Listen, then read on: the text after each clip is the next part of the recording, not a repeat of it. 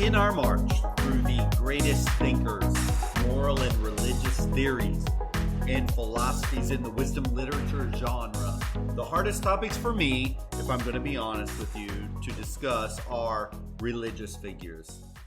Today, we take on maybe the greatest, or at least one of the greatest religious figures, and in general, arguably one of the most influential figures in all of human history. His name is Jesus Christ. So I'm so glad you're along the journey with me. Yet, I hope if you're joining us for the first time, or if you've been listening in for weeks or months, that when taking on highly emotional topics like religion or religious figures, remember this isn't about having a strong faith in a particular religion or lacking belief in any particular religion, but rather that for us to grow intellectually, we need to be able to consider, study, understand ideas and opinions that are different from what we hold as our own beliefs today.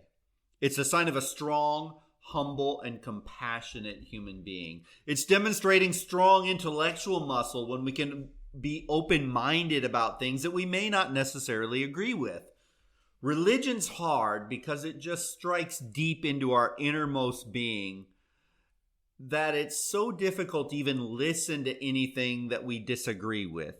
Emotions can rise really quickly if we're all honest with ourselves when we're confronted with religious views we don't necessarily subscribe to. And I have a challenge for you today.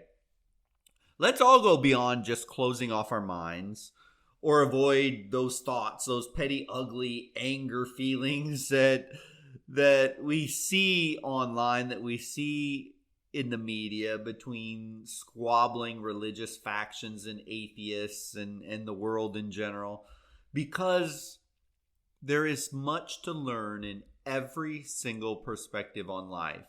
After all, we are studying the genre of wisdom literature, and so religious text, just like philosophical or moral text, is just chock full of wisdom if we'll just take it and use it. And with that introduction done, I have to thank you for listening today. Thank you to the new listeners, and welcome. And I hope you find a home here. And for those that keep returning again and again, thank you. I so appreciate you being here and listening in and participating in on our conversations as we study across the span of human history.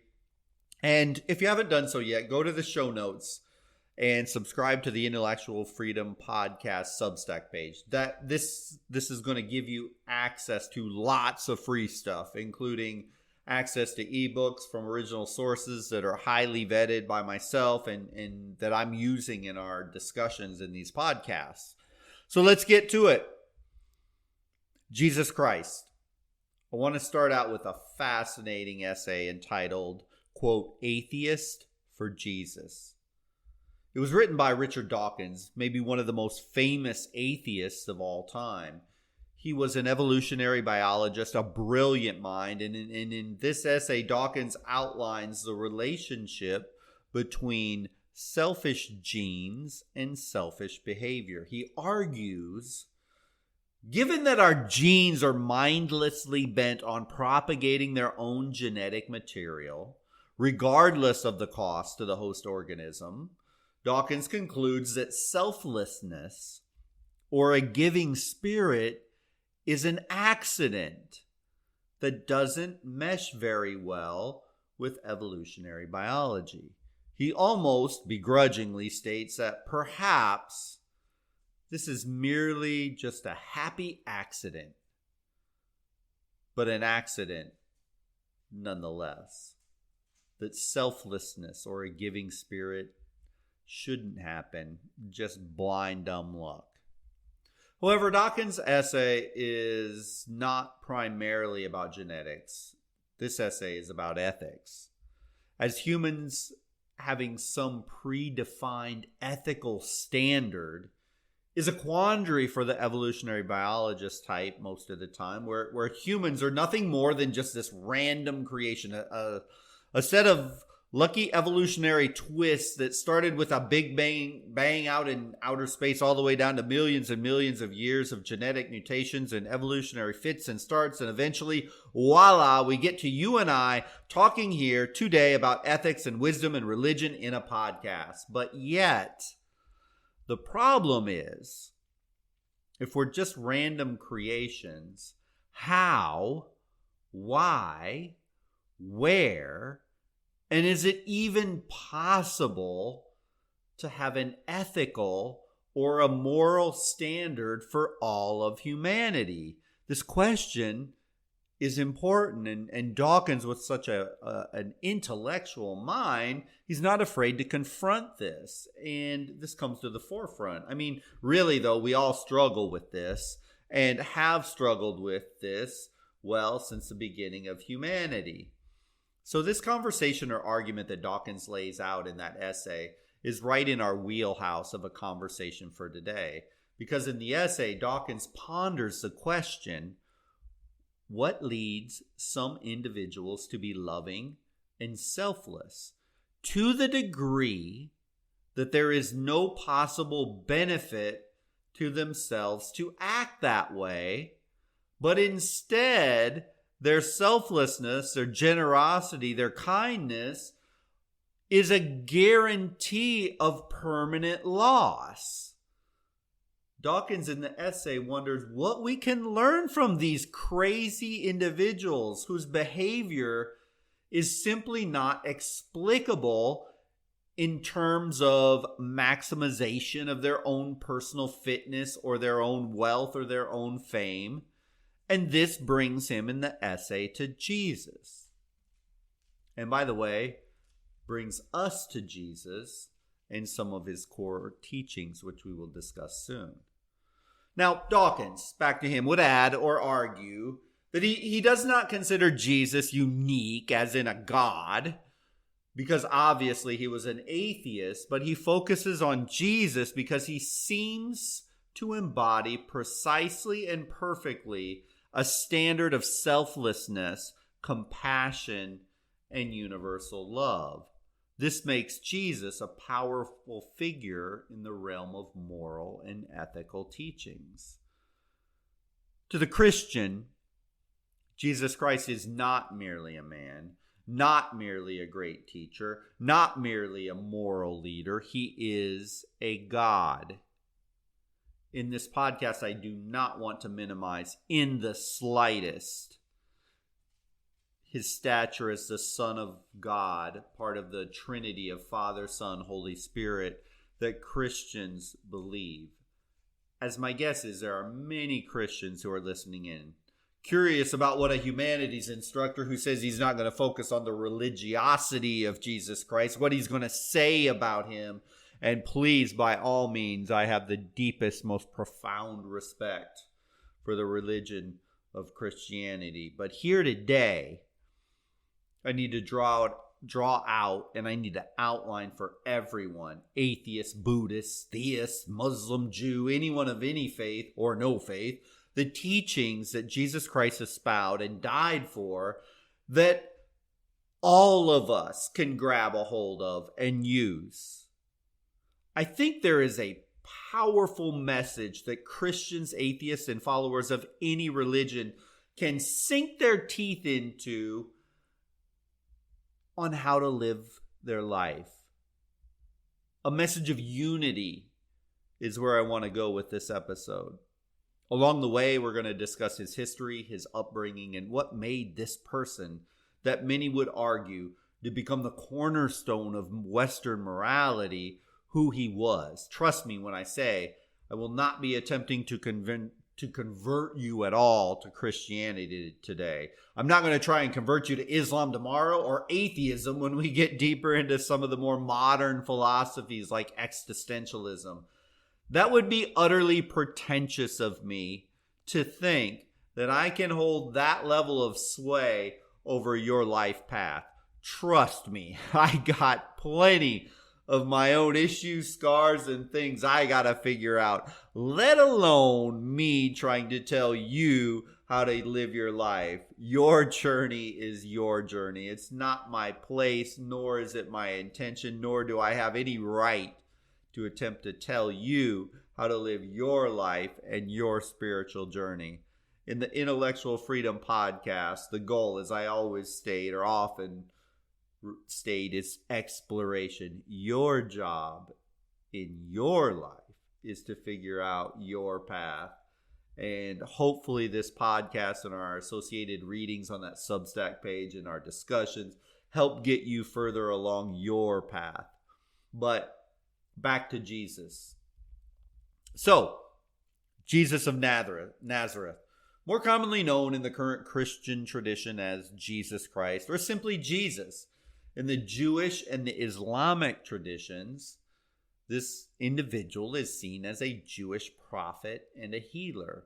In the Christian tradition, he is considered the Messiah and the Savior, whose death has redeemed the world. He is the Son of God, period, in the Christian faith. The artificial separation between the religious and the moral traditions has many times obscured the importance or even screwed up the moral philosophy of his teachings. Secondly, his very sound moral teachings, once they are entangled in religion and religious emotions, makes it very hard for the non-Christian to truly experience the value of his teachings. The separation of Jesus as a God and Jesus as a teacher can easily be accepted for the follower of Christianity, but it's not so easy for the non-believer, any more than it's going to be easy for the Christian when we come to discussing Muhammad and Islam, that they can accept some of the teachings separate from the religion. However, like Buddha or Muhammad, Jesus was almost universally accepted as an esteemed moral teacher during his life, who tells us how we should live our lives to the fullest extent possible. And again, although it's nearly impossible to disentangle the Christian elements from the ethical theories, because to the Christian faith, eternal life is dependent and intertwined with the moral teachings. Yet we're going to rip out as best we can to separate the moral teachings from the deep and sincere faith that the Christian followers read and study Jesus in the Bible and the sacred text. So this historical Jesus, who was he? He really was an itinerant teacher, a traveling teacher, a prophet, a healer from Galilee. The history is surrounded with stories of healing the sick and helping the blind to see. He lived during the late Roman Empire, which, as every historian would note, a brutal and a very violent regime that thoroughly controlled and oppressed the Jewish population of Israel. And well, actually, pretty much anywhere else that the Roman Empire held power. But Jesus was reportedly baptized by John the Baptist, had a ministry that spanned ancient Israel, and was eventually crucified in Jerusalem under Pontius Pilate, the Roman governor of Judea at the time, after much pressure from the Jewish religious leaders of the time, who found Jesus an utter nuisance, a pain in their side for calling them out all the time. I think we have to pause here, because no discussion of Jesus or his life is complete without spending a few minutes discussing his death. Again, critical scholars are almost unanimously in agreement that Jesus' short life, which ended in probably, and most agree, his early 30s, culminated on the cross. Not in triumphs like esteemed prophets, but on a cross in horrific pain and humiliation. His biological life on earth ended very differently from the founders of the other major religions. Jesus did not live out his days in health and prosperity. Rather, he was nailed to a cross, abandoned by his followers, and mocked by the crowd at the moment of his death. The reason that this fact even matters is if we stop to think about it, and even the most critical scholars can find almost no reason for the disciples to have invented the story. I mean, it's hard to imagine a scenario where every disciple sees Jesus die, and rather than slink back to their normal lives thinking, oh my gosh, how did I believe this guy was a god? They continue with a tenacity and a faith to spread the gospel their entire lives across Judea, even crossing to Greece and Rome. And then every single one of them, minus John, was martyred for their belief in Jesus transcending the cross and returning to heaven and restoring eternal life to all of its followers.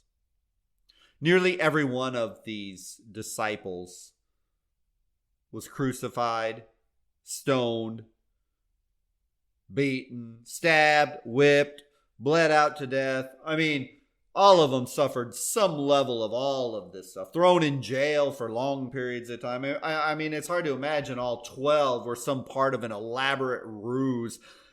Why do I say it would seem bizarre they're part of some elaborate ruse? Well, personally for them, there was no financial gain. There was no powerful position. And by the way, their reward at the end of the whole thing was nothing more than excruciating death. And that was their trophy for preaching the gospel after Jesus Christ had died. Just doesn't seem to hold a whole lot of water. The cross, now primarily a piece of flashy jewelry that you'll see people wear, was then, during this time, a symbol of the most horrific, painful, and shameful deaths imaginable. The Romans were brilliant at torture, simply brilliant, and simply brilliant at psychological warfare as well. The cross was the electric chair or the gallows of the first century, but even more painful than those two forms of death. Victims were stripped naked. They were paraded through the streets and sometimes hung for days as they slowly and painfully suffocated to death. The Romans were masters of torture. They always had been, and they were great at it. And they could make a victim's time on the cross short or long, depending on the level of beating and whipping and blood loss prior to being nailed to the cross. And Jesus' time on the cross, relatively speaking to many of the hundreds, probably tens of thousands of people that the Romans had crucified, Jesus' suffering didn't last that long because he was so violently and brutally beaten before they put him on the cross. Yet, Jesus' suffering did not begin at the cross. It only culminated there. Which is why he's always had such a strong appeal to the poor, the racial minorities of the region, women, those with disabilities, those that had been suffering immensely. He got them and they got him well. Jesus was not formally educated, nor was he famous at his birth. His family was materially very poor. He came from a family of manual laborers, and probably for a time he had to work in manual labor himself. How he learned to read is fascinating, let alone how he became a master of the written religious doctrines of the Jewish faith remains a mystery. More than likely, somehow, he was taken in and educated on the biblical test by someone, but that remains a mystery to the historians. But when he began preaching his ministry as an adult, he was supported, and he was supported completely by the generosity of other people. He lived a very transient and unstable life and was essentially a wandering homeless person. In the book of Isaiah in the Bible, we are told that he was a, quote, man of sorrow and one familiar with suffering, end quote. I mean, really, think about it. If your son, daughter, aunt, uncle, or parent came to you and declared at the Thanksgiving dinner table, hey, guess what? I am God. Literally, I am the son or daughter of the one God. I mean, heck, Your family would probably have you institutionalized. And for Jesus, many in his family probably thought the guy was insane. He was basically rejected at his own hometown. But at the end of his life, he was betrayed by one of his most trusted followers, Judas. He went through the depths of exclusion and poverty. And he knew this. And far from promising his followers a life of material blessing and prosperity, he literally told them to expect the same kind of hardship and suffering and rejection that he was going to endure. If anyone believes mistakenly that the Christian religion glorifies wealth, success, and power, and makes some inaccurate claim that life on earth will be easy if you follow Christianity, well, that isn't actually the teachings of Jesus at all. Nowhere, at no time, does Jesus ever claim life was going to be easy on earth. In fact, he preached the exact opposite. Sadly, we have too many modern day evangelists, the get-rich type, taking advantage of his followers by preaching some biblical success motivational talk. And we all have to recognize that those charlatans and scammers and snake oil salesmen, they're really running contrary to the actual expectations and the very explicit commands of Jesus. Jesus exalted service over power, and he commanded his followers to do the same. And what makes him such a towering, incredible, and fascinating figure to study is he suffered and he died for his beliefs unwaveringly and unabashedly and unapologetically. Very few teachers, educators, leaders have that level of bravery and belief. We talked about one. Remember Socrates way back when we were in the ancient classical Greek period. We talked about that. But that excruciating death on the cross, which is the pivotal moment in Christian theology. Whether you're Christian or not, it should be respected by everyone of any faith. Because to die in that manner and to submit yourself to that type of death is no small feat. And very few human beings will have the bravery or the courage to do it. Now, as I transition into the moral teachings, which is going to be the focus of our study of Jesus Christ, I must completely contradict what I'm doing in this episode with what C.S. Lewis would say that I'm doing in this episode, that it is impossible to separate the moral teachings from Christianity, which is exactly what I'm trying to do. I get what he is saying, that they're inextricably linked together. So, let me actually read verbatim C.S. Lewis's argument of why what I'm doing is completely wrong. He said this, quote, "I'm trying here to prevent anyone saying the really foolish thing that people often say about him. I'm ready to accept Jesus as a great moral teacher, but I don't accept his claim to be God. That is the one thing we must not say. A man who was merely a man and said the sort of things Jesus said would not be a great moral teacher. He would either be a lunatic on the level with the man who says he is a poached egg, or else he would be the devil of hell. You must make your choice. Either this man was and is the Son of God, or else a madman or something worse. You can shut him up for a fool. You can spit at him and kill him as a demon, or you can fall at his feet and call him Lord and God. But let us not come with any patronizing nonsense about his being a great human teacher. He has not left that open to us. He did not intend to.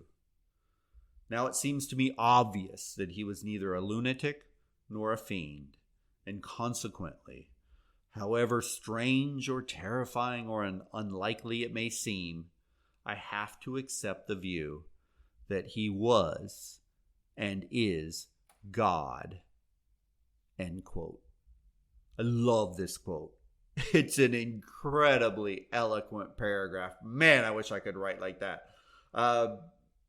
Because I can imagine being alive during the time of Jesus. As C.S. Lewis points out, number one, you had a Roman, violent, vicious occupation going on. Anxiety and fear, along with anger, would have just been palatable in the streets. Then along comes this teacher, basically railing against the establishment religion of the Jews of the time, calling them hypocrites, calling out their materialistic and legalistic views on religion and life and the sacred text. And you couple that with telling a very unsettled population to be selfless, to be giving, and be kind, and be nonviolent in the face of the Romans. Wow, not an easy task. And then, oh, by the way, this teacher makes a claim that he is the Son of God. I mean, when C.S. Lewis says people would have had to consider him a raving lunatic or a god because nobody of sane mind would talk that way, the only person or type of person that would talk that way would be an egotistical charlatan.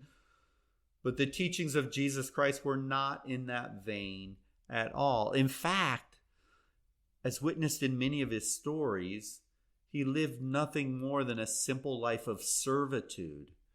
For goodness sake, he would even wash the feet of his disciples, a sign of service and a sign of being of a lower level than the one getting their feet washed. So when C.S. Lewis says that the option of him being just a teacher or just a prophet doesn't fit, and you're left with two options, either one, he's God, or number two, he's a deranged lunatic or some sadistic liar. I mean, it's a compelling argument.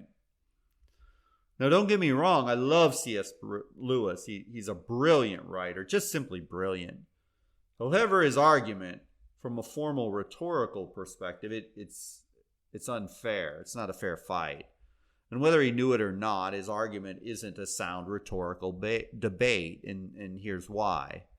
Because he sets up what is known as a false dichotomy in that paragraph that I read to you. This is a fallacy in reasoning, the either-or fallacy or false dichotomy, whatever you prefer.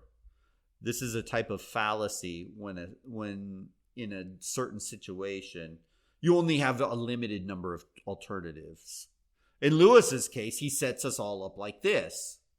We have two choices in who Jesus was.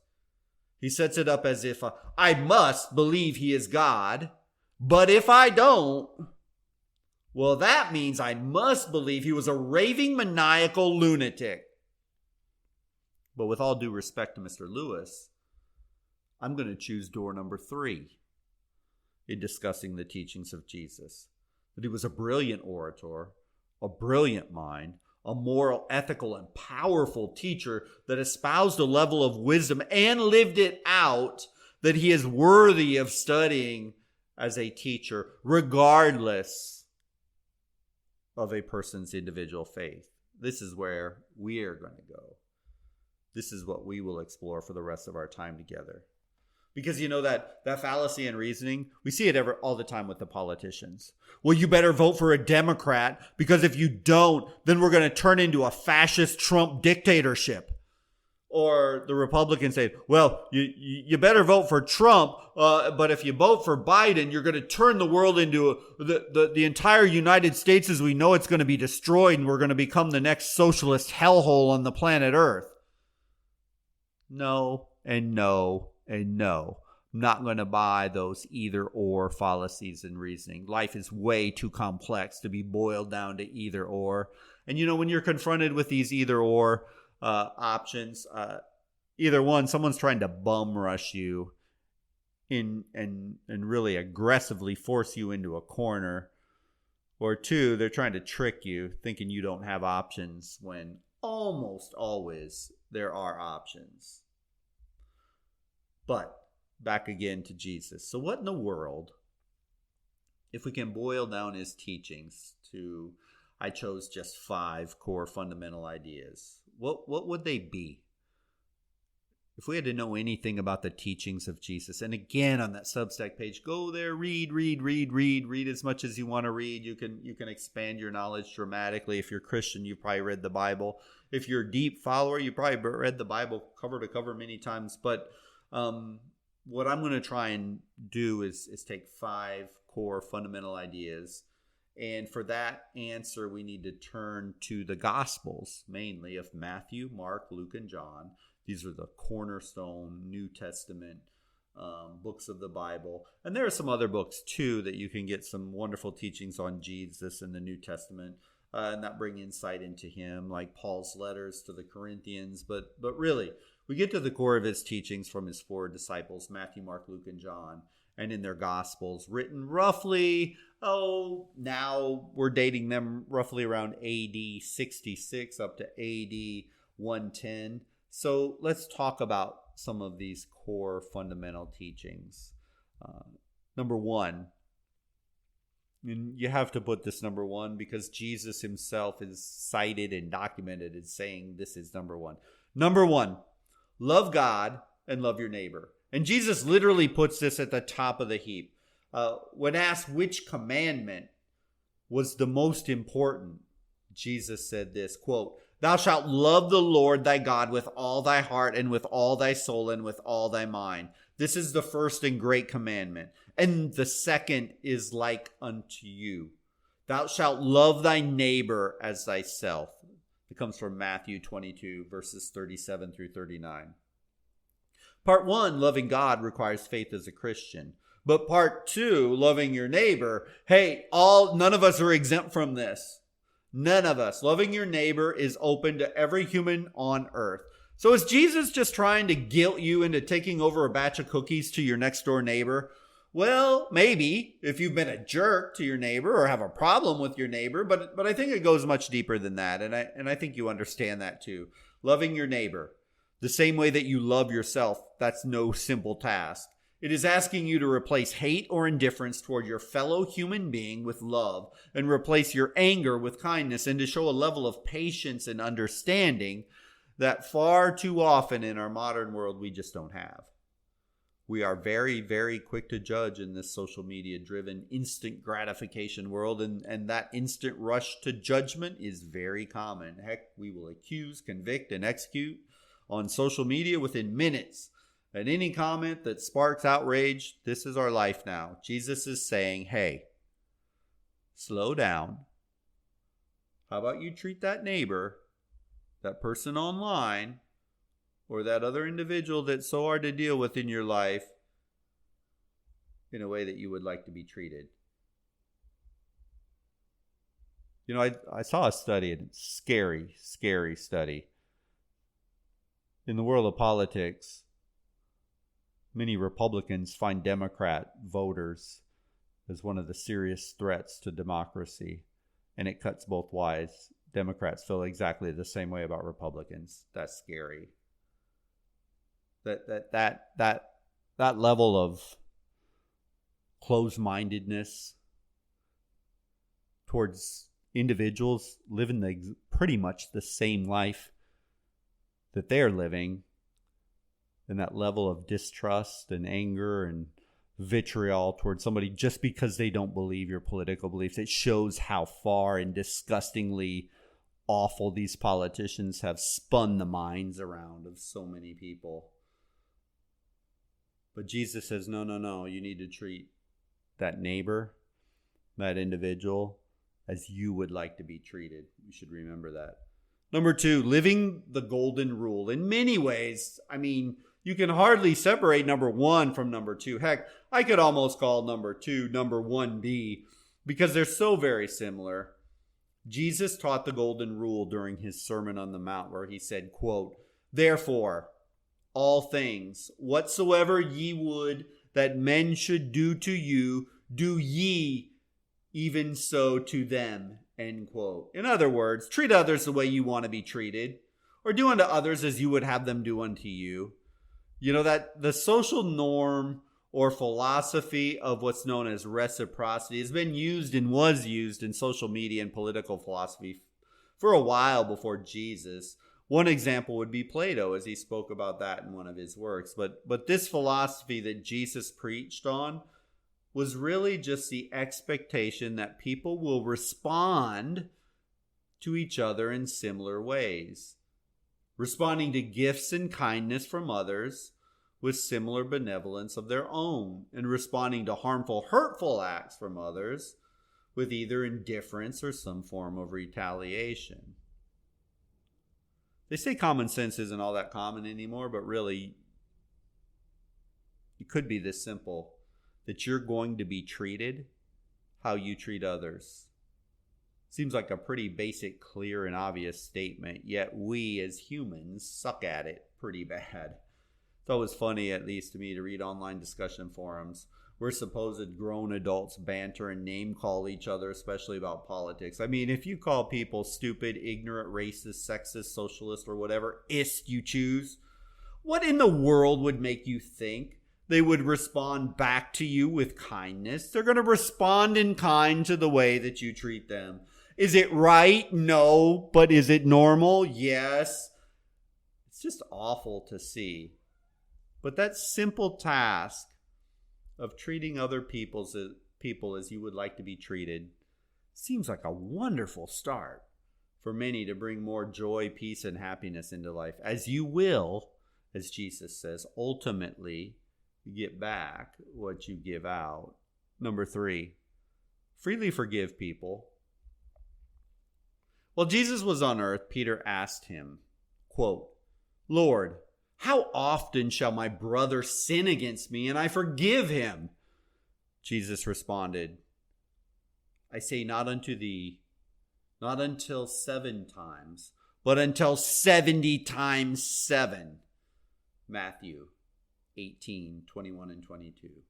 When we freely offer forgiveness to others, we can invite much more peace and forgiveness into our lives. This can also be incredibly hard. None of these are easy. And this is probably why the greatest wisdom teachers of all time almost all talk about forgiveness.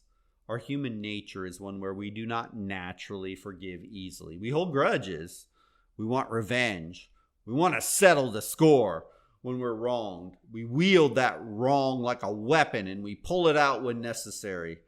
But living this way only hurts the person who withholds forgiveness. As the old saying goes, being angry at someone for an extended period of time is kind of like eating poison and expecting the other person to get sick. Doesn't happen. It's unwise to hold unforgiveness in your heart. And Jesus repeatedly speaks of this. As a side note, you can forgive someone of a wrong, and you should. But there are serious situations that doesn't mean you have to trust that person again right away. I mean, you may have that one friend in your life that is terrible at managing money. You loan them money, then they never pay you back. You can forgive them for the act of non-payment, but that doesn't mean you have to keep giving them more and more and more money every time they ask. I think you get the point. Number 4, don't judge other people. The perfect story comes to us in the Gospel of John in verses 8 through 11. It goes like this, quote, "At dawn, he," I'm talking about Jesus here, "appeared again in the temple courts where all the people gathered around him, and he sat down to teach them. The teachers of the law and the Pharisees brought in a woman caught in adultery. They made her stand before the group and said to Jesus, quote, 'Teacher, this woman was caught in the act of adultery, and the law of Moses commands us to stone such a woman. Now, what do you say?' They were using this question as a trap in order to have a basis for accusing him. But Jesus bent down and started to write on the ground with his finger. When they kept on questioning him, he straightened up and said to them, quote, 'Let any one of you who is without sin be the first to throw a stone at her.' Again, he stooped down and wrote on the ground. At this, those who heard began to go away one at a time, the older ones first, until only Jesus was left with the woman still standing there. Jesus straightened up again and asked her, "Woman, where are they? Has no one condemned you?"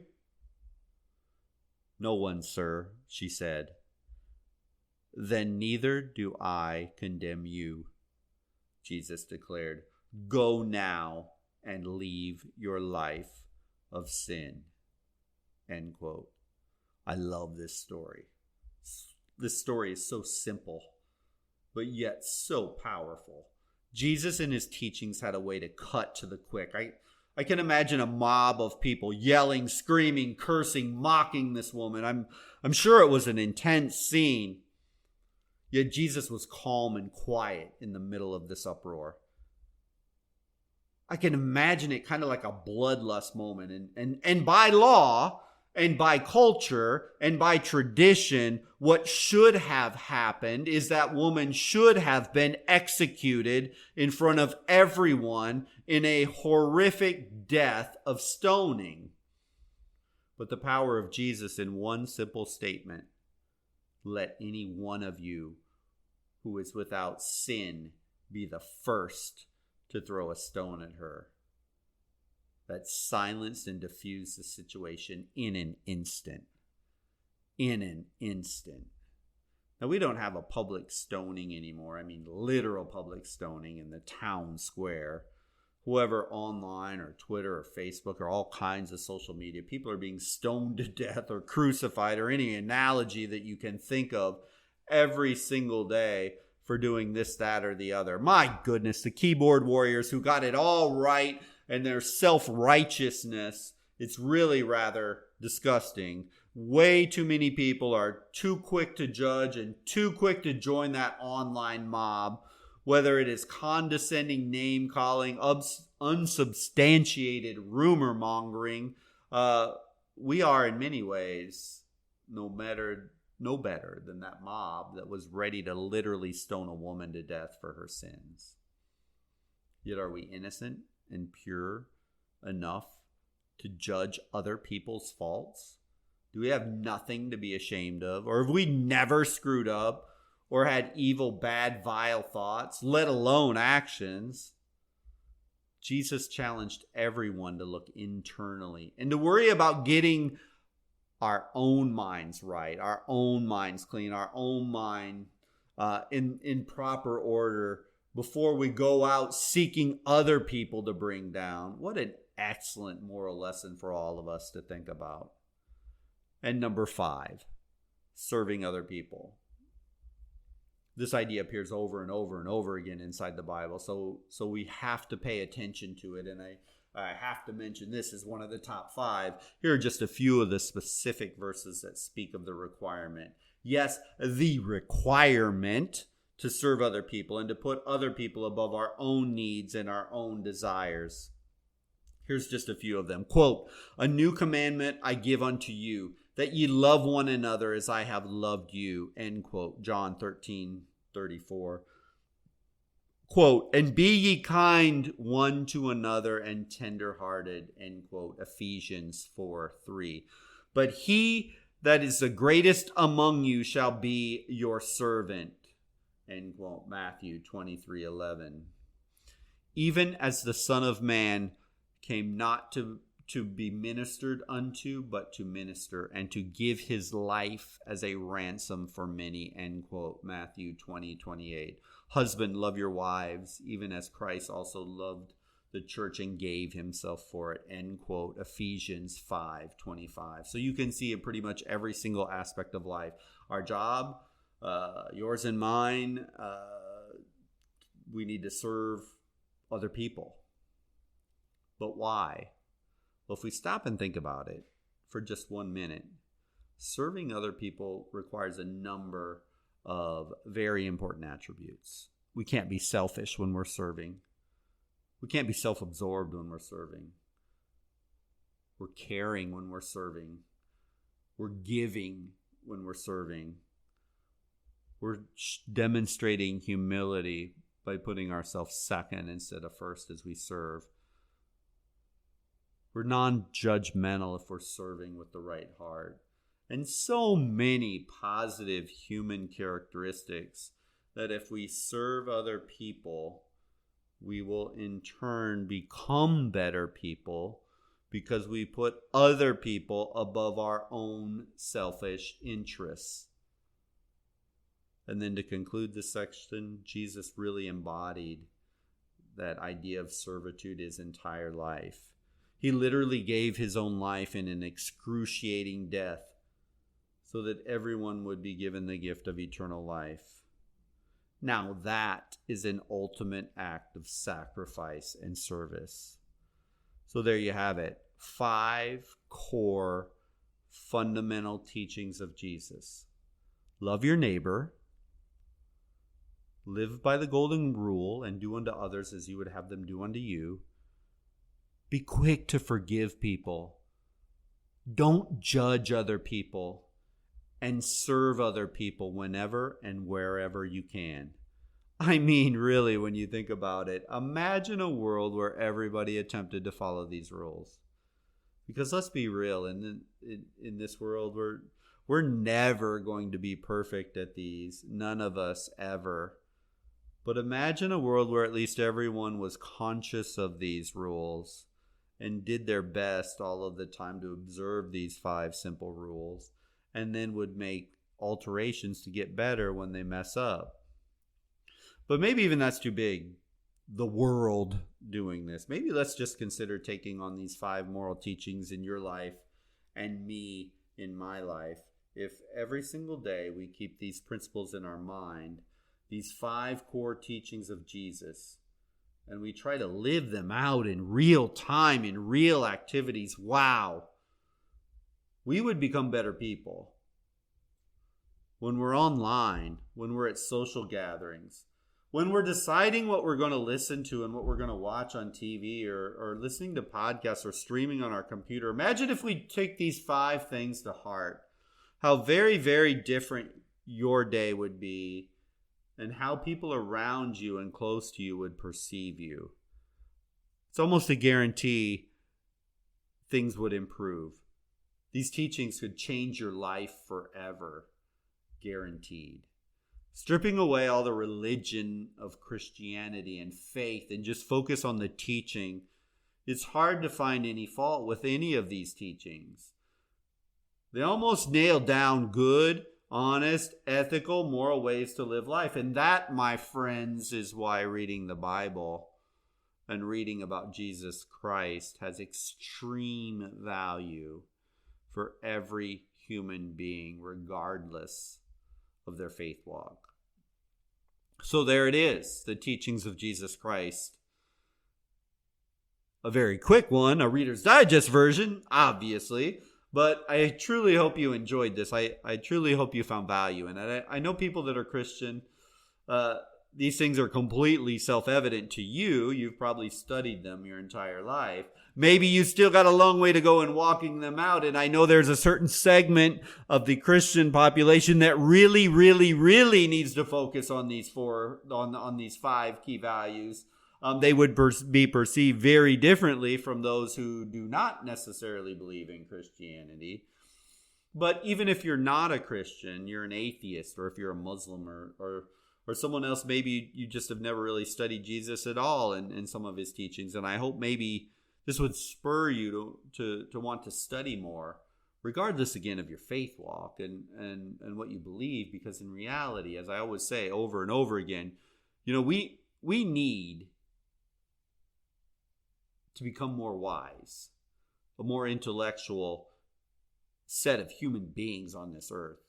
And we have to open up our heart and our mind and our emotions to looking at things that are uncomfortable or that we don't necessarily always agree with on the surface. And we need to try and go deeper all the time.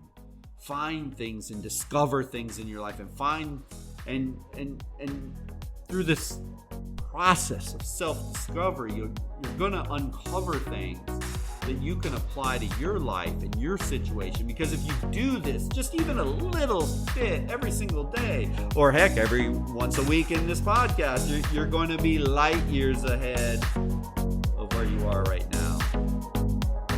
But again, as I always do at the end of the podcast, have a look at that Substack page. It's the link inside the show notes. Subscribe to it. You can go beyond anything I've been talking about here in this episode. Free links are there, free contact information. To me, if you have questions, comments, concerns about anything that we talk about inside this podcast, so that you can go deeper. I would love to hear from you. And at times I've heard from people, and it kind of helps me alter a little bit the things that I'm talking about inside of the episode. And so, please join the Substack page. It'll give you a much deeper and a much more broader appreciation of everything that we're doing, and give you insights in how I prepare and the things I talk about every single week inside of the podcast. Next week, we're going to continue on, and I can't wait to continue our exploration of wisdom and the wisdom literature genre, and walking this out with you. It's been a lot of fun, and I hope you have a wonderful week, and we will talk to you again soon in the next episode.